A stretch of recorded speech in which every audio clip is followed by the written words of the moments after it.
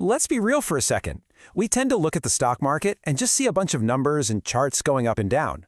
But what if I told you that leadership, not just luck, was the secret sauce behind some truly mind-blowing returns in Nigeria in 2025? We're talking about real people making huge decisions that paid off, big time. What's going on, finance people? It's Josh here. Welcome back to JoshLM Finance. Let's break this down. Because today, we're not just looking at stocks, we're looking at the shot callers. You know, the leaders who absolutely delivered. Exactly. The whole point of today's explainer is to peel back the curtain and look at that human element behind all the data. And you know the drill. Just a quick heads up, this isn't financial advice. It's just a look back at performance to help us all get a little bit smarter about what really drives the market. Okay, so let's set the scene here. To really get why the performance of these CEOs was so incredible, you first have to understand just how massive 2025 was for the Nigerian market as a whole. It was pretty extraordinary, to say the least. Now, let's put this into perspective.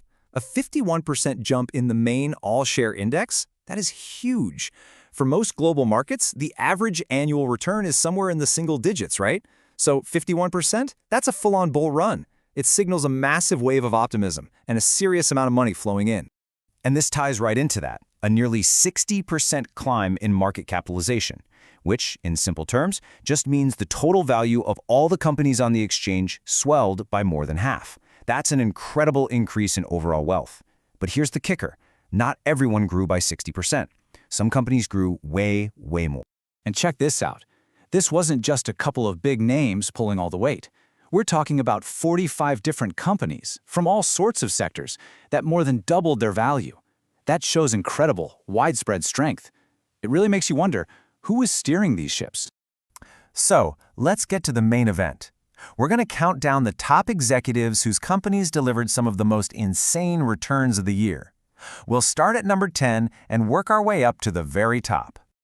All right, kicking off our list at number 10 is Biola Adebayo, the CEO of Fidson Healthcare plc, a huge player in the pharmaceutical space.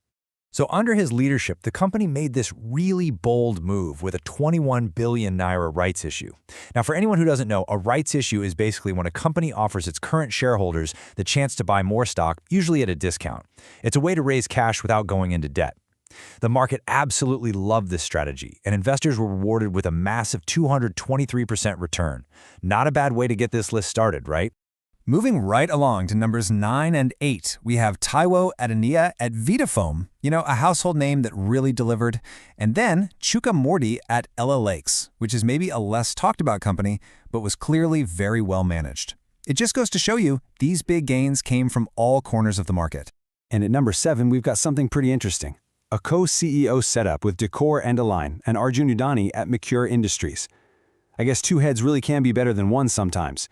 Clearly, whatever teamwork they've got going on at the top there seriously paid off for their shareholders. All right, let's pick up the pace here for 6, 5, and 4.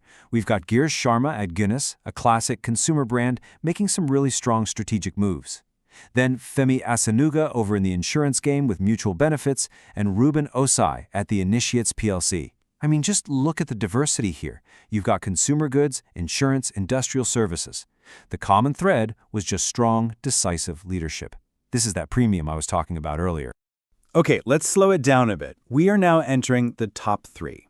These are the leaders whose companies didn't just have a great year. They were playing a completely different sport. Coming in at number 3 is Alexander Gendis, the CEO of Beta Glass. I mean, think about it. Glass manufacturing.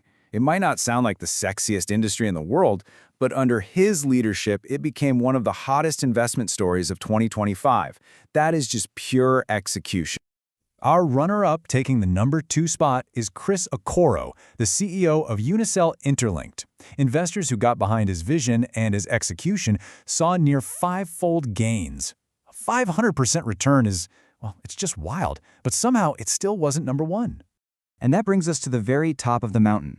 The number 1 performing stock of 2025 was led by Executive Director Abdulkudus Ashimi of NCR Nigeria plc. And what happened here was frankly just astonishing. Just look at that number. Over 1,300%. Let that sink in for a second. That is the kind of return that can change your life, that defines a career. It's almost hard to wrap your head around. So what does a 1,300% return actually look like in the real world? Well, at the start of the year, one share of NCR was trading for about 5 naira. By the end of that same year, that single share was worth over 70 naira. That's the tangible result of the market having immense confidence in where the company's leadership was taking. So, after seeing all these staggering numbers, what's the actual lesson here for us as investors? What's the big takeaway from all of this? The main thing to get here is what I call the leadership premium. At the end of the day, stocks follow results. They follow confidence and they follow execution. This isn't about hype or wild speculation. This is about real performance that is directly tied to effective, consistent leadership. And that's a powerful lesson to remember. So I've got to ask you, after seeing that whole list, from the steady giants all the way to that explosive #1 spot, which CEO's performance surprised you the most? Drop me a comment below. I'm genuinely curious to see what you guys think. And hey, if you learned something new here, do me a solid and hit that like button. Make sure you're subscribed, because if you want more deep dives like this, maybe a look at which sectors could be ready for growth in 2026, let me know. I might just have to do that one next. Thanks for watching till the end. If this helped you, you know what to do. I'll see you in the next one. Take care. Peace.